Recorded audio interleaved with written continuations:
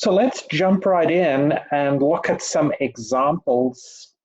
If you have watched the lecture I posted yesterday, you'll know that today we're heading into calculation of confidence intervals. So we're still talking about proportions, but what we're trying to get to today is the idea behind a confidence interval is that we construct a range of plausible values using the information in our sample to try and learn about what the true population value is. So we know that in our population, a certain proportion of people or a certain proportion of objects, they meet a specific criterion. But we're unable to observe the entire population, so we can't know the population proportion exactly. So our solution is to take a sample and then use the sample information to come up with this range of plausible values. And we assign a specific confidence level or a degree of confidence to our interval. So the first part of that degree of confidence is, depending on how confident you want to be in your solution, you have to specify a critical value associated with a confidence level. And in the notes, I told you you could memorize for 90%, 95%, and 99% what those critical values are, what we also call Z star. But I want to show you now where those values come from and also show how you would calculate it in a slightly different case if you didn't have 90, 95, or 99%. So let's say we wanted to find the critical value Z star for a 99% confidence interval. So C represents our degree of confidence, that's 99 in this case. And then there was this formula in the notes, 0.5 plus C over 200. So in this case, it would be 0.5 plus 99 over 200. And if you go and do that calculation, then you'll find this is equal to 0.995. Now, what this 0.995 represents, this is the entry inside your normal table. It represents the probability or the proportion. So what we want to do is go to our normal table, and this is not the Z value, so we're not using the rows and the columns. Instead, what we're doing is seeing inside of our table exactly how close we can get to that 0.995 value. Now, in this case, the closest I can get is this 0.99506, right? So I've looked up this value close to 0.995, and now I want to figure out what Z value that corresponds to. So I look at the row is 0.25. I look up the column as well. That's 0.08. So I have 2.5 plus 0.08. So that gives me 2.58. So that means in this case, if my confidence level is 99%, the corresponding Z star value will be 2.58. So in this set of three values you're memorizing, one of them is 2.58, and that's where that value comes from. But now let's just, as a hypothetical, say you were asked to do a confidence interval with a different level, say 80%. So you'll go through these same steps. You'll use this formula, the 0.5 plus C over 200. So 0.5 plus 80 over 200. That's 0.5 plus 0.4, or also 0.9. So this is now the entry in the normal table that you want to look up. You want to go to your normal table and see how close you can get to a value of 0.9.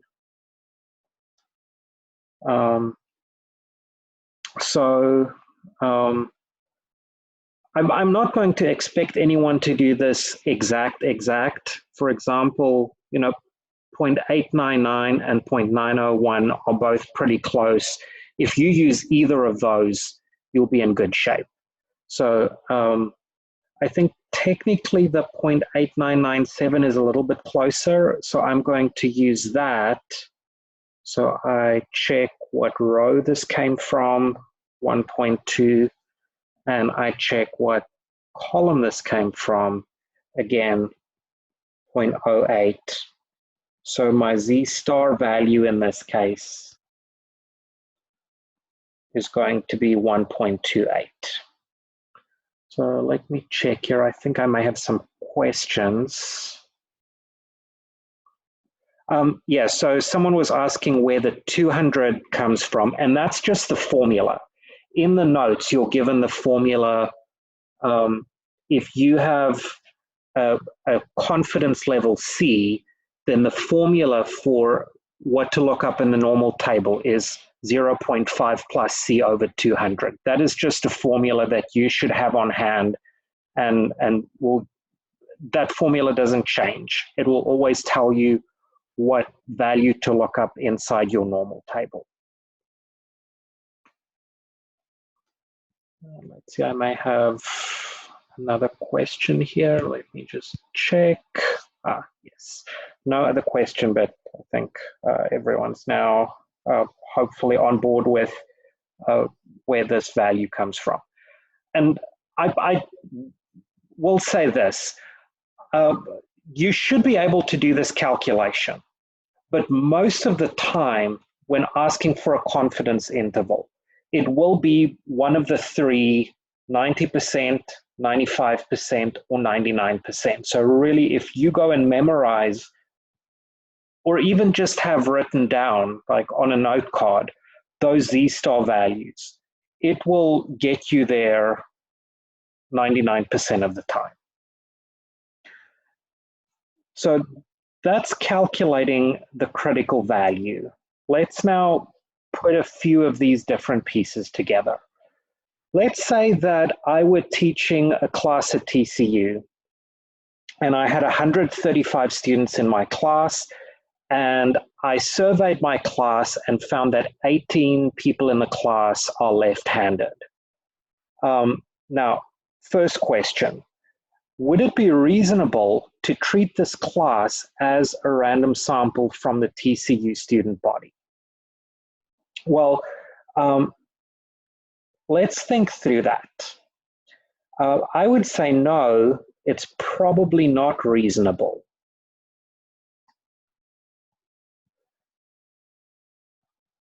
Because if we have a random sample, if we really want the individuals in our sample to be independent, we should find a different way of selecting them than just going to a specific class. You know, we could have a whole discussion about whether left-handedness affects the kind of classes that people take. Like, I know there are some psychological theories about left-handed people and right-handed people. Some are more geared towards science classes, some are more geared towards arts classes. So that being said, you know, if I were looking at a statistics class, if there's some truth to that theory of left hand, right hand being correlated with left brain, right brain, and that affecting class choice, then just looking at a class of statistics students, I'm not going to have independence. I can't really motivate independence in this case. And so we should be cautious with conclusions drawn from the sample.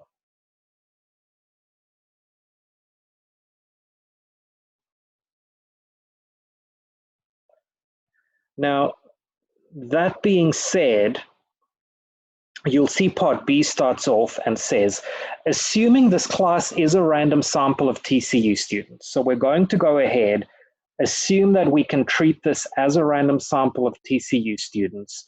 We want to calculate a 95% confidence interval for the true proportion of TCU students that are left-handed. So confidence interval requires that we calculate p-hat. It requires that we calculate a standard error, and it requires that we find a z-star value. So p-hat is the proportion of my sample that satisfies a specific criterion. In this case, what proportion of my sample is left-handed? Well, it's 18 of the 135 students. And if I express that as a decimal, it's 0.133. Or I could also express it as 13.3%. My formula for standard error is p-hat times q-hat over n, square root of that whole quantity. So this will be square root of 0.133, and then I'll fill in the q-hat value in a moment. N is 135. Now, just as a reminder for everyone, q-hat is just equal to 1 minus p-hat. So this will be 1 minus 0.133, which is 0.867.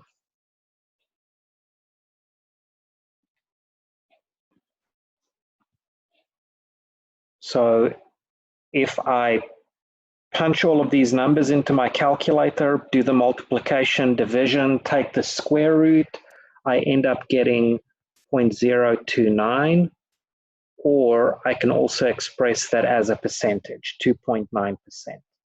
And then finally, the z-star value, we can go through that normal table method to find it, but if you have noted down the 3 values from the list, for 95% confidence, the z-star value we use is 2. Technically, you can use 1.96. That's actually what you find in the table.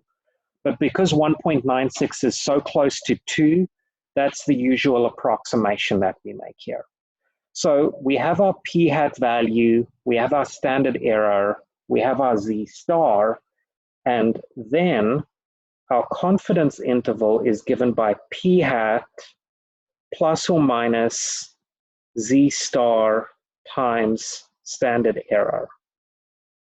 So 13.3% plus or minus 2 times 2.9%, or 13.3% plus or minus that 2 times 2.9, that gives me 5.8%.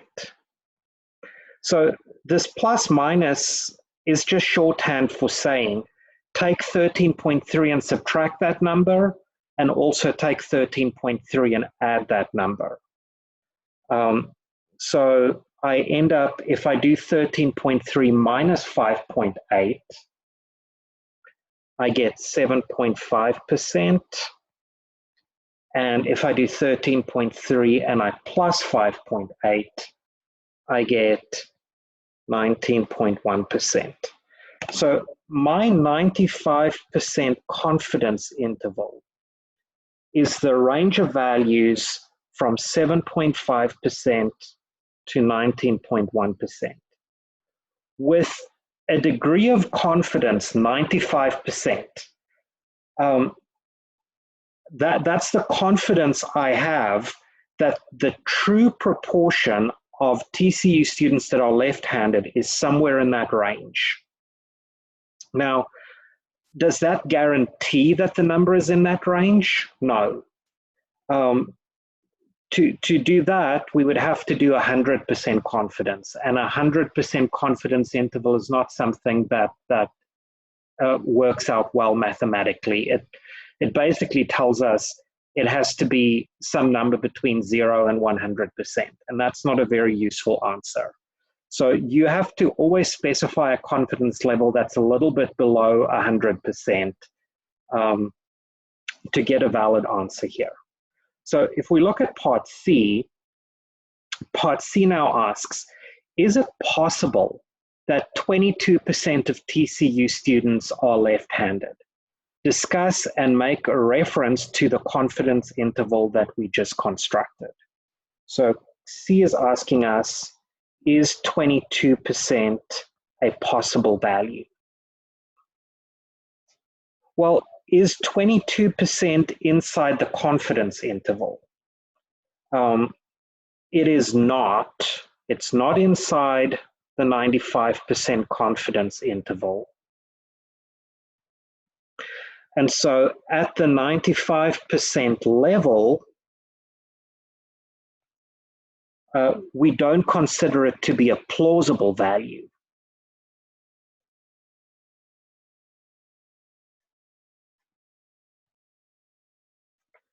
Does that mean it's impossible? It does not.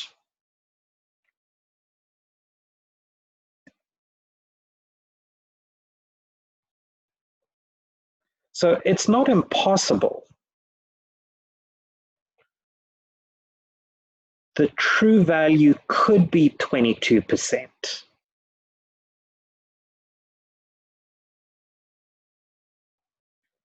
That just seems unlikely given what we find in our confidence interval.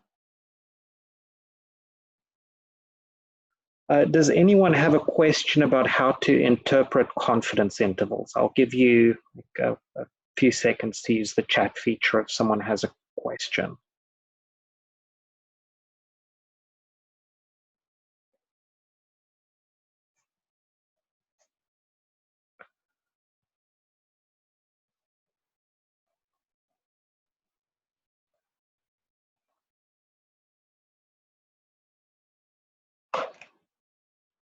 I think it's worth remembering here that a confidence interval doesn't guarantee that the true value is inside that interval. It only gives you a range of plausible values, but you know that you have a specific degree of confidence associated with that. So 95% confidence is not 100%. There's a 5% confidence that it's outside that range. And so that's why in this case, even though 22% is outside the range, we therefore consider it an implausible value, but it's not impossible because we don't have 100% guarantee that the truth is inside our confidence interval. The way we interpret confidence intervals is if I do a 95% confidence interval, that doesn't tell me what happens in a specific situation, but it does tell me how well my method works if I apply it repeatedly. My method will work 95% of the time, but you never know when you do an interval, are you in the 5% of times where it doesn't work, or are you in the 95% of times where it does work? So we always have to approach our interpretation with that little bit of caution.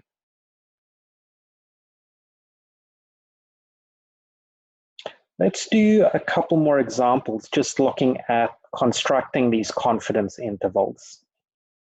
So number 3 here, a researcher takes a sample of 110 randomly selected vehicles in Texas. So random selection is given to us this time. We don't have to worry about whether it's a representative sample. We know we have random selection. And we find in the sample of 110, 32 of those are false. And we want to construct a 90% confidence interval for the true proportion of all vehicles in Texas that are false. So for a confidence interval, we need p hat. That's our sample proportion. So the 32 out of 110, which in this case is, let's see, 32 divided by 110 is 0.291. Then we need to calculate our standard error. So that's square root of p hat times q hat over n. And q hat in this case is 1 minus the p hat value, and that's 0.709. So we want to take 0.291, multiply that by 0.709, divide that by our sample size of 110, then take the square root of that entire quantity,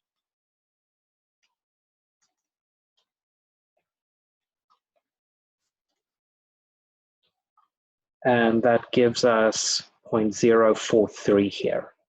So if we express these as percentages, p hat is 29.1%, and our standard error is 4.3%. And then finally, we need our z star value for 90% confidence. The value that you should have noted down is z star, you will use 1.64. So we can now go and put all of this information together. Our confidence interval is given by p hat plus or minus z star times the standard error. So 29.1% plus or minus 1.64 times the 4.3%. So if I do that multiplication, the 1.64 times 4.3%, that means I'm adding and subtracting roughly 7.05%.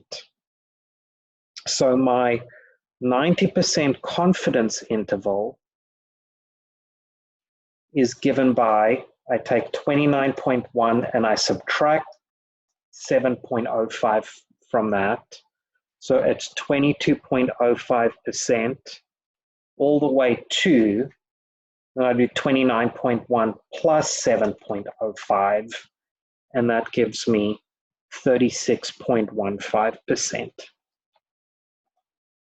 So with 90% degree confidence, I believe that if I look at all vehicles in Texas, that somewhere between, roughly 22 and 36% of all of them are false. My sample proportion, the 29.1%, that's my single number best guess. We sometimes talk about that as a point estimate because it's a single point or a single value that uses the sample information. But my confidence interval gives me a whole range of values. Does that mean the true value is between 22 and 36%? No, it does not. Those are the plausible values with 90% confidence. But remember, that means 10% confidence is not accounted for. It could be outside that range. And we don't know in this instance. Now, if you had a connection at the Texas Department of Motor Vehicles, and you could get that person to look up every single car registration in the state, you could do a census. You could figure out how close you are to the truth. But most of the time, that's not practical for any of us. Let's do one more example here. Let's say a researcher samples college students in Fort Worth, 57 of them, and of the 57, 46 say they eat at Chipotle at least once a month. And we want to construct a 99% confidence interval for the true proportion of all college students in Fort Worth who eat at Chipotle at least once a month. So hopefully you start recognizing the steps now. You need a p-hat, a standard error, and a z-star. P-hat is our sample proportion. So in this case, 46 out of the 57. And so if I express that as a proportion, I get 0.807 or 80.7%. My standard error is square root p-hat q-hat over n. So in this case, 0.807 times, if I calculate my q-hat value, you'll get 0.193, and this has to be divided by 57. So let's do that multiplication, then that division, and finally take the square root, and I get 0.052, or of course I could express that as 5.2%. And finally, for 99% confidence, the z-star value, again, this is one of those three values that you can have noted down. This ends up being 2.58. So now we have everything we need for this confidence interval. Formula is p-hat plus or minus z-star times the standard error. So 80.7% plus or minus 2.58 times the 5.2%. If I do that multiplication,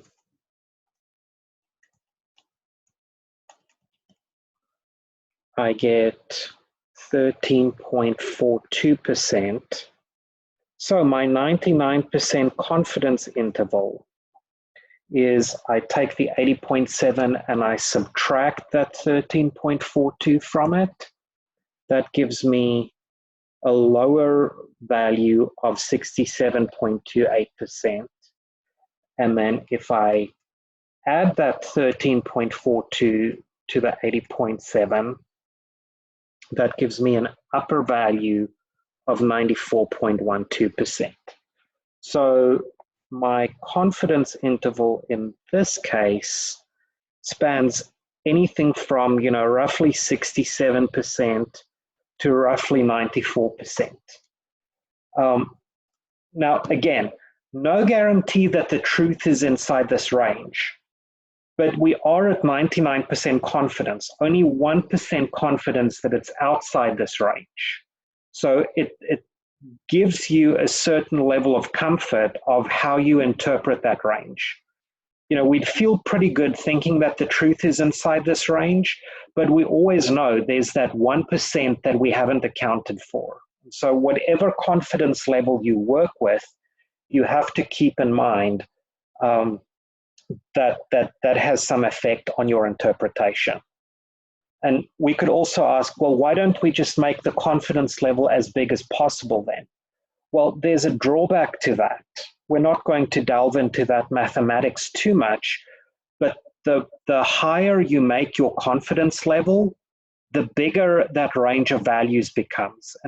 And in practice, people don't want a very large range of values. They're trying to get a shorter range of values. And so you have to balance the degree of confidence you specify with how big the resulting confidence interval becomes.